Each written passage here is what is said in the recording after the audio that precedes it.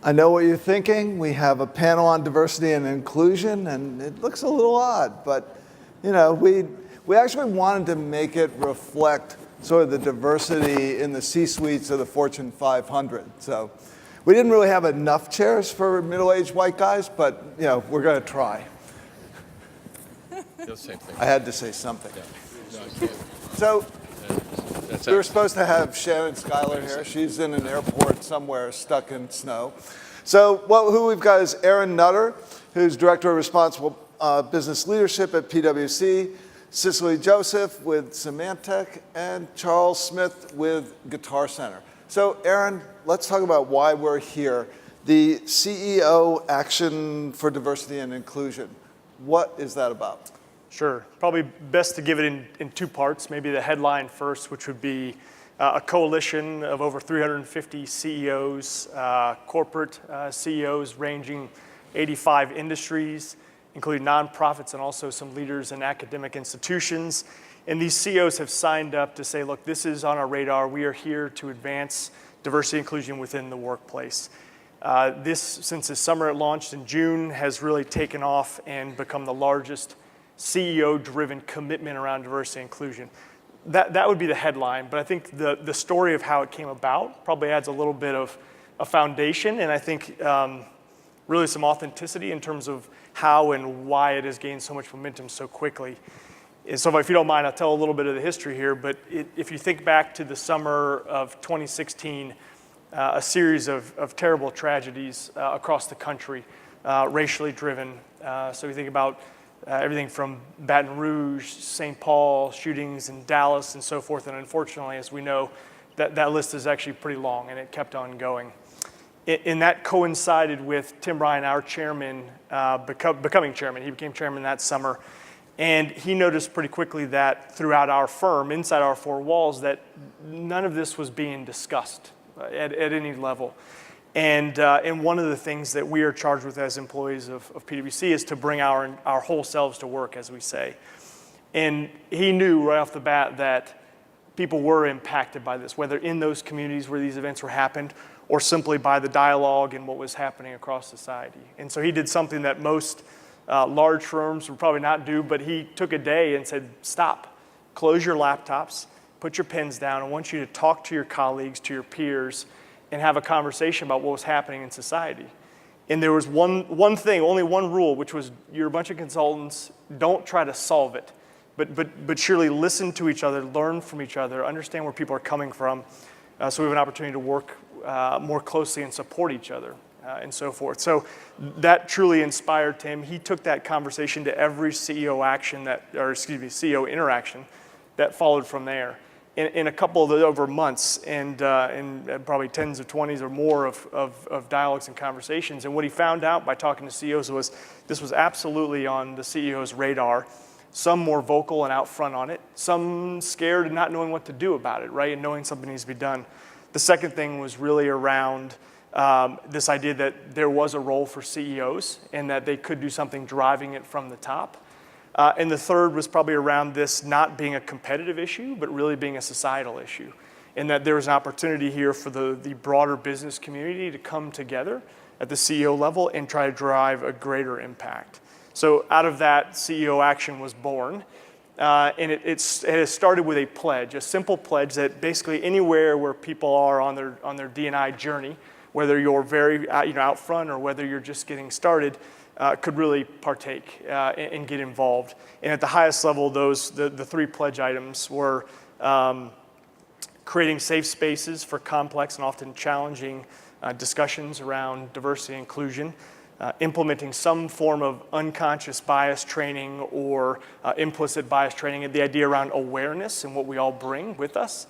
And the third is around really sharing of actions, not only best practices, but also those that haven't worked, with the understanding that we could really learn from each other and we shouldn't really keep this just within our own four walls, but share those lessons for everyone else. So that has become the start of it. It has taken off from there. So taken off, how many companies, CEOs have signed up? Yeah, so over 350 at this point in time. But I would say right off the bat, the CEOs wanted to get together. There was a gathering of 70 CEOs in New York in November, which we couldn't believe because we gave them about 2 months heads up. And they were there to really dig in and say, okay, what can we do about this?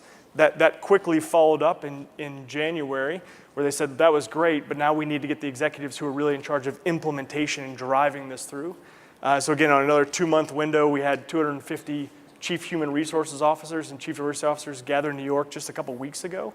Working groups have been set up, about 7 working groups with 120 or so of the signatories involved around key topics in diversity and inclusion. So we're truly building the plane as we go, honestly. I think that's part of the authenticity, that there wasn't a master plan laid out for this, but there was an agreement that more could be done and should be done, and that we were going to get together and do something about this.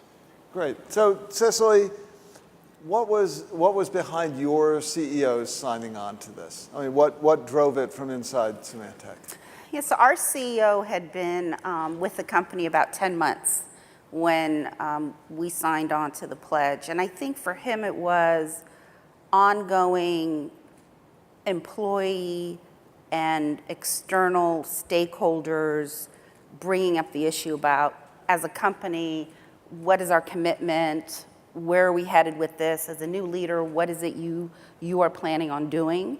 So I think that was, and I think it was also his desire to really help the company move the needle, and move the needle in terms of, when you were talking, so some of, what I try to do is translate some of the diversity language, because I feel like I cross both worlds. I lead our sustainability practice, but I also have worked as our chief diversity officer. And when we were talking, I was thinking, a lot of what you're saying is so much about what we do in sustainability. So it's about collective action, right? And I think that was really important for our CEO to be a part of something that was around collective action. It's around dialogue, right? Which is the internal dialogue and encouraging the conversation. It's around culture, right? Which is the bias trainings and learning how to be a more inclusive company. And it's around transparency, which is about, sharing the practices that work and even the things that don't work that well, but being transparent and talking about it. And I think our CEO was ready to engage on diversity in that space, and as a new leader wanted to move us forward. So, Charles, what about at Guitar Center? I think, like Cicely's illustration, my CEO was relatively new to job. I think he's still putting his thumbprints on the organization, and specifically from a value standpoint. And I think he really wanted to make it clear that he was serious about his desire for gender parity and underrepresented minorities in the workforce. And at Guitar Center, we have a kind of a unique challenge in that we're kind of have a rock and roll hangover, if you will, and that it's dominated by white males, the rock and roll industry is. But the music industry is so much broader, and we want to make sure that our stores reflect the communities in which we live and in which we work. So let's stay with that. You have a good outreach to consumers, right? How are you trying to communicate this message that you're embracing the D&I issue? Absolutely.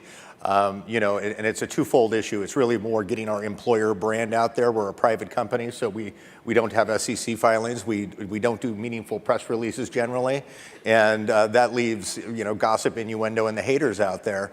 And so it's really hard to get your employer brand out there for prospective associates to find out what it's like behind the door. And so this was a great way. And one of the things that we're doing is doing massive marketing through LinkedIn, for example, and other venues where we're telling stories about what it's like to work at the organization. And we're targeting, I don't know, there's probably 200 groups that exist on LinkedIn that are based on underrepresented minorities, women's groups, LGBT, the whole spectrum. So we're really, it's a top of the funnel play from a recruiting effort for us and get our brand out there. So Cicely, you bridge sustainability and HR, or D&I at least, part of that. So what's different between the two? What are the conversations like? What's so different about this diversity and inclusion work instead of sustainability? Well, I can tell you what used to be different, but I think it's definitely changing. It used to be different because I think that diversity used to be much more contained inside of the HR organization. And so it was seen as an internal function. It was seen as, yes, attracting talent and advancing talent, but it was seen as we keep that inside. We don't necessarily talk about that externally. We don't really think about it in a broader way outside of the kind of HR, but also outside of the company. And I think that's definitely shifted. I think regardless of where diversity sits in a company, it's now become very much about, I would say, there are four main pieces. So there's attracting, retaining, and developing talent. There's also the inclusive culture piece. There's how do we look at diversity throughout our entire value chain. So everything from community to our supply chain to our marketing. Depending on the business, how are we integrating diversity in our value chain? And finally, how are we partnering and what's our thought leadership? And so I think that's evolved diversity to be much more, I guess, broadly implemented from a company's perspective. And that's why we're talking about it, right? That's why we're building it into our brand. For Symantec, a big piece is attracting talent. We're a cybersecurity company. We're in tech. There's a shortage of talent. We need to attract the best and the brightest. We want to cast our net as wide as possible to get talent that's different, that's unique. We want women. We want people of color.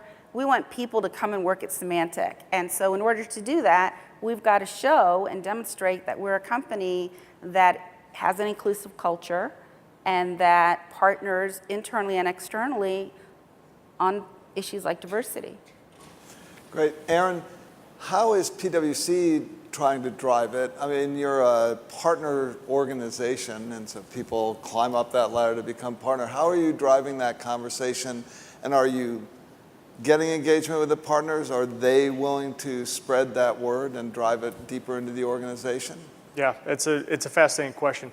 It's different, right? It's very different when you have sort of the top-down model of maybe a public corporation and so forth. We have such a focus on our people. I mean, we are a people services firm, and so it is so important. And Cecil, you touched on a lot of the things that I would have said here, which is how do we embed this all the way through the system, from hiring, from how you actually recruit people, and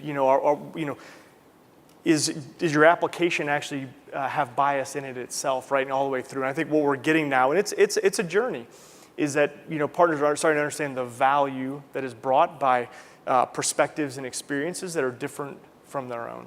Yeah. So, Charles, I'm just curious with your drive toward this. Is there a sustainability program at Guitar Center, or is it involved in any of this? How do you approach that? There isn't. And, I think retailers are notoriously late adopters to pretty much everything. And we're new to diversity and dipping our toe in the sustainability pond. So, baby steps. So do you think this focus on diversity and inclusion is a good way to sort of enter into that conversation? Absolutely. I think there's, the ESGs, there's a lot of parallels in terms of gender parity and reducing inequality. And I think we could delve deeper into it. Great. So I'm going to go over to sidebar. Elaine, do you have any questions that have come in? Definitely. So, this is a really timely topic also. There's been a backlash against diversity in the country especially. And so, Colin Tetreault from ASU made a great point on Twitter. He said, I often think diversity is everywhere. Inclusion is how we purposely integrate it. And so the question is, how do you build empathy within the organization without alienating those who think differently? How do you make this a priority when there are so many other initiatives? How do you get that culture to change in terms of becoming a more empathic organization? So, Charles, I think Guitar Centers are all over the country and in very different areas. So I guess you're probably the logical one to answer this. How do you look at that and deal with the different discussions that are going to go on in West Hollywood or in Arkansas? Sure. I think diversity and inclusion is not a light switch you turn on and off. I think it's something that it's part of our culture. It's something that grows. It takes years to come to fruition, I think. And so I think it's all about having those sometimes uncomfortable discussions, having the bias training, and that sort of thing with our stores. But I think more importantly, there's a business play here too. If there's a woman walking down the sidewalk with her child and she wants to sign the child up for lessons, she might feel uncomfortable about going in to a store that's filled with 26-year-old white guys and asking questions about buying her kid a guitar. It's human nature. People want to, and you could substitute the woman analogy with any a person of color or anything like that. And I think people have a tendency and feel more comfortable doing business and talking to and working with someone who looks like them. And so I think working through that from a business standpoint and having our store managers really understand that there's a business impact and that the stores actually function smoother with a diverse workforce, is the approach that we're taking. Can I And say? Cecily, I mean, you're a global company, so you're in different geos and whatnot, so. Well, so it makes me think of the conversations that often happen around diversity, where you have somebody say, we need to just do this because it's the right thing to do. And we think about that a lot of times when we think about sustainability and corporate responsibility, I guess also. But I think we have tended to move away from that, right? That's not why we do all of the things. Well, we do it because we know it's the right thing to do. But that's not why we're getting business to believe in this, in any of the work that you do, or in diversity either. It's because there's a business case for it, right? We know that companies that are more diverse, organizations that are more diverse, are going to be more innovative, more creative. There's research, read the recent McKinsey study that's out there. It shows that companies that have leadership that are more diverse, more gender equity, more gender parity, they have more leaders that are culturally and ethnically diverse, are financially performing better, right? So there's a business case for it. And so what I would say to people who are not empathetic is, if you want your company to win and to be competitive, then you need to get on this train, right? Because that's the train we're on, and that's the path we're on as a company. So I think if I can just add on to that, I think in this political climate, a lot of CEOs are taking a stance about what's happening out there, whether it's a Charlottesville or anything like that, and saying, hey, this is not who we are as a culture. This is not who we endorse. This is not how we behave at this organization. And it's not one or two. It's dozens, if not hundreds, of Fortune 500 CEOs taking a stand on that. And I think that's driving a little bit of the change faster. like a PwC. Yeah, and I'd love to make a comment on the business case. So at the gathering we had a couple weeks ago, we had the privilege of having Ken Frazier, the CEO of Merck, speak. And in fact, someone posed the question about the business case for diversity, and his response, and I can't quote him directly, was, what's the business case for homogeneity? Is it just flipping that around on the person asking that question and say, well, explain to me why a room full of the same perspectives and voices will produce a better outcome? Yeah.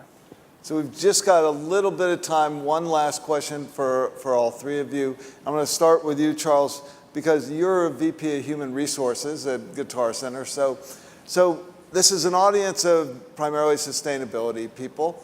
What's your advice to them? How can they help move this discussion forward within their companies, especially if they're meeting some resistance?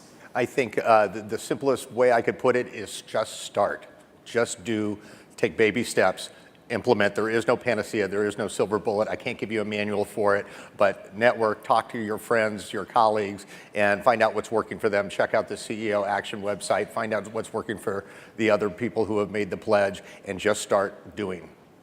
Cecily? Yeah, I would say that I think sustainability practitioners bring a unique skill set, and that you do this every day. Every day you're trying to help the company move in a certain direction, you're changing culture, you're bringing your CEO and leadership along. I would say use that same skill set and help the company advance diversity as well. Yeah, I would say, this is a group that's probably very used to measuring things that are difficult to measure. And so being able to help each other out with that value proposition of why this is important, but really just starting the conversation, having the challenging conversations, talking to your peers, and learning from each other and the different perspectives that are in the room. Tremendous. Well, let's thank our panelists. Thank you very much.